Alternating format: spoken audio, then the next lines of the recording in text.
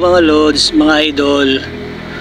Isa na namang tutorial para sa granite paint finish. So mga idol, ang ginamit ko din dito is latex paint. And siyempre gumamit tayo ng toothbrush sa pamamaraan ng paggamit ng toothbrush para makagawa tayo ng granite. Ito mga lods ay isang basic na granite finish. So yung iba ginagamitan din ng foam, basahan, dyaryo. So dito mga lods, ang toothbrush ay isa rin sa nakakatulong para maging granite ang ating ginagawa. Kaya pagmasdan nyo ito mga lods para makadagdag isang ideya para sa inyo.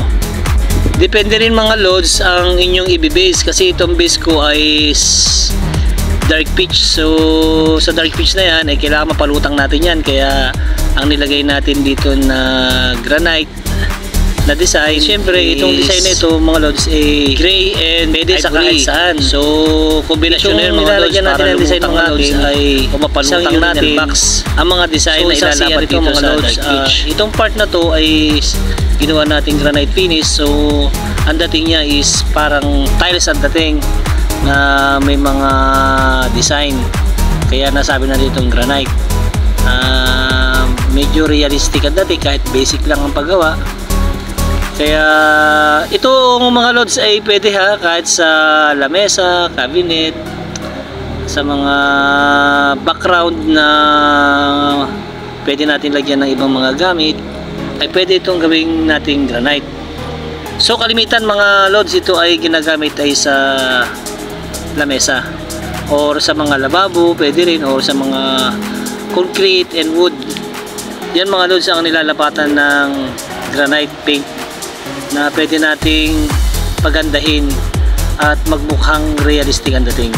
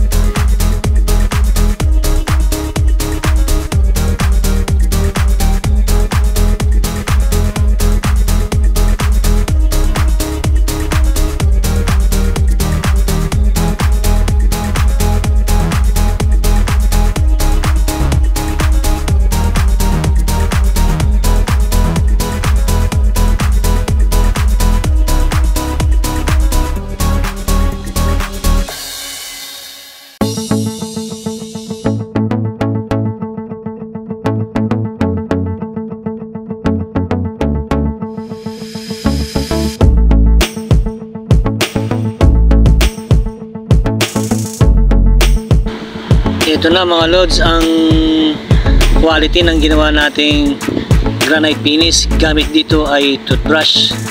So makikita natin halos pare-parehas ang dating ng mga design na nilagay natin dito sa box na to.